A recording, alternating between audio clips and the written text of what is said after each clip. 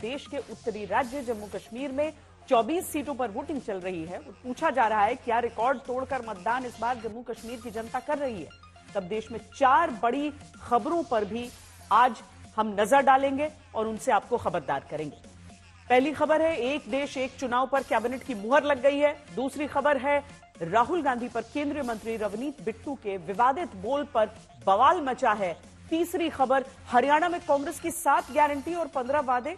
चौथी खबर है, अखिलेश यादव की तरफ से माफिया और मठाधीश की तुलना करने पर यूपी के मुख्यमंत्री की तरफ से जवाब आया। लेकिन सबसे पहले आपको खबरदार करते हैं, आज केंद्र सरकार की कैबिनेट ने वन नेशन वन इलेक्शन पर पूर्व राष्ट्रपति रामनाथ कोविंद कमेटी की रिपोर्ट को मंजूरी दे दी है। इसी साल 14 मार्च को वन नेशन वन इलेक्शन पर विचार के लिए बनाई गई पूर्व राष्ट्रपति रामनाथ कोविंद की अध्यक्षता वाली कमेटी ने राष्ट्रपति द्रौपदी मुर्मू को अपनी रिपोर्ट सौंप दी थी, जिसको आज कैबिनेट ने मंजूरी दी है। हमारे देश में आजादी के बाद 1952, 1957, 1962 और 1967 में लोकसभा और विधानसभा के चुनाव एक साथ ही होते आए, लेकिन 1967 और 69 में कई विधानसभाएं समय से पहले भंग कर दी गईं। उसके बाद 1970 में लोकसभा भी भंग कर दी गई। इस वजह से एक देश एक चुनाव की परंपरा टूट गई। अब पूर्व राष्ट्रपति की कमेटी की रिपोर्ट पर कैबिनेट की मुहर के बाद देश भर में चर्चा होगी, सबकी राय ली जाएगी।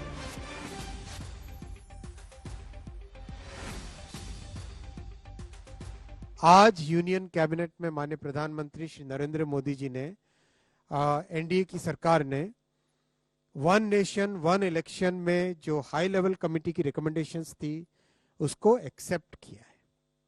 1951 से 1967 तक इलेक्शन साइमल्टेनियसली होते थे।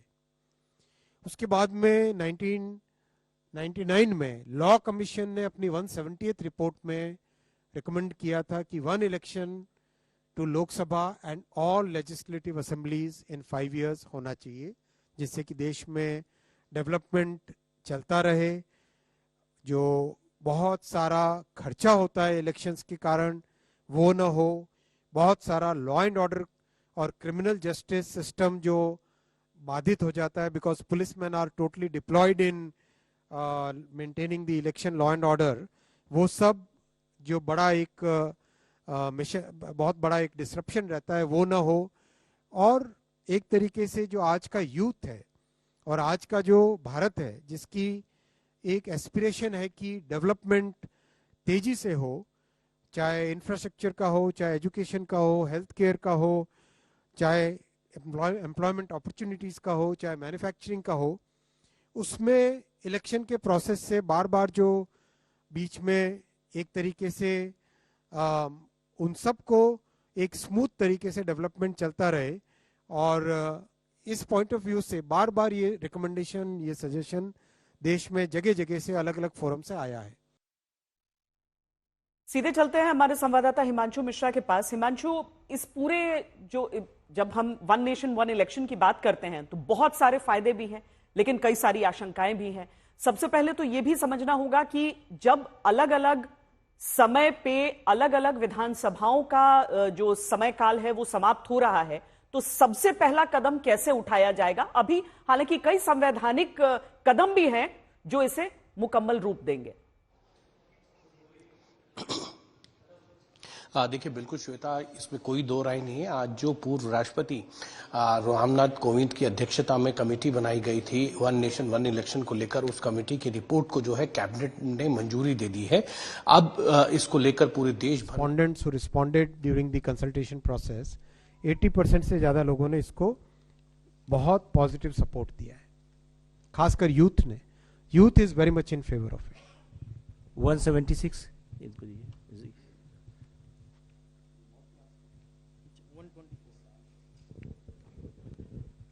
Sir, Ashwini ji, one nation one election पर ही है।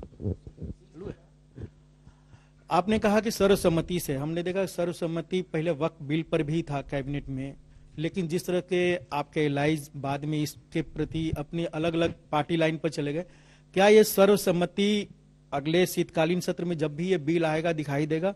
और दूसरा, आपने कहा कि हम पूरे प्रोसेस में कंसल्ट करेंगे, चर्चा करेंगे। एक बड़ी हाई लेवल कमेटी बनी जिसका फाइंडिंग आपने एक्सेप्ट किया आज ही, उसने भी लंबी चौड़ी चर्चा की थी। तो अब फिर और क्या जरूरत है, क्योंकि सभी Implementation। पार्टियों ने 47 पार्टियों ने अपनी रिएक्शन दिया था, 15 छोड़कर बाकी सब ने एक्सेप्ट कर लिया था। आपको लगता है कि इतने दिनों में और बदलाव हो सकता है?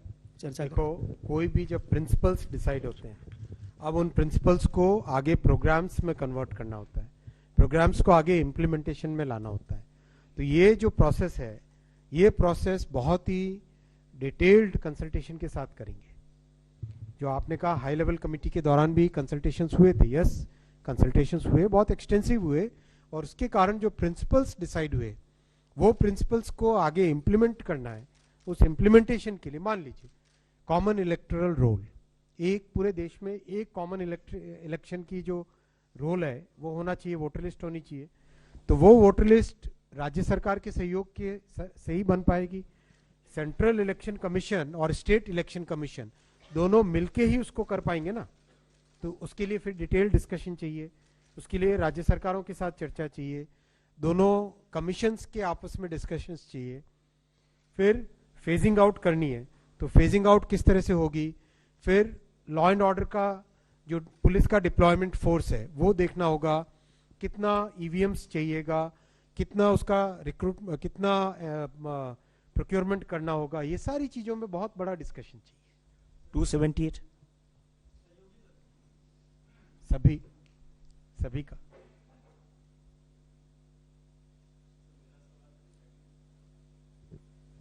सर, सागर हूँ पीटीआई से।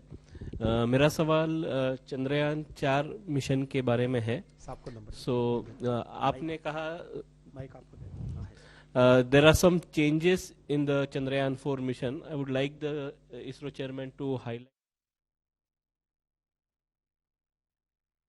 हिमांशु हमारे साथ बने हुए हैं। हिमांशु, अपनी बात आप पूरी करिए, क्योंकि जब केंद्र की तरफ से भी इस पर स्पष्टीकरण दिया जा रहा है तो कई सारी बातें सामने कही जा रही हैं कि अभी बहुत सारी चीजों को इसमें देखना होगा। भले ही बुनियादी तौर पर सबकी सहमति रही है, लेकिन आने वाले दिनों में जब एक बार मंथन इस पर शुरू होगा तब स्पष्ट रूप से सारे सवाल आएंगे।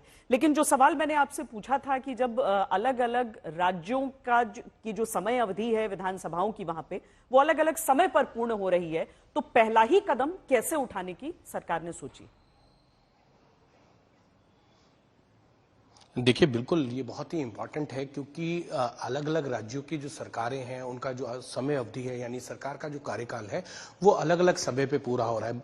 उदाहरण के तौर पर श्वेता, अगर आप देखेंगे तो जम्मू कश्मीर और हरियाणा के विधानसभा चुनाव जो है अभी चल रहे हैं, जिनके नतीजे जो हैं वो 8 अक्टूबर को आएंगे और उसके बाद सरकार का गठन। तो इस सरकार का जो कार्यकाल रहेगा वो अगर आप उस नजरिए से देखें तो 2029 के अक्टूबर तक रहेगा। तो ऐसे में कई राज्यों के विधानसभा चुनाव पूर्ण होंगे और सबसे बड़ी बात यह है कि इसको बड़ा ध्यान रखना होगा कि आज का जो राजनीतिक परिप्रेक्ष्य है उसमें कहीं ना कहीं कई राज्यों में जो है गठबंधन की सरकारें चलती हैं। महाराष्ट्र में अगर आप देख सकते हैं, चाहे वो झारखंड का उदाहरण है, बिहार में आपके सामने उदाहरण। तो अगर गठबंधन की सरकार है और गठबंधन की सरकार में कोई ऐसा दल अपना समर्थन वापस ले ले कि उस सरकार जो है अल्पमत में आ जाए और विधानसभा के फ्लोर टेस्ट पे उसको जाना पड़े, या केंद्र सरकार भी आज जो है वो गठबंधन की सरकार है, क्योंकि भारतीय जनता पार्टी के पास पूर्ण बहुमत नहीं है।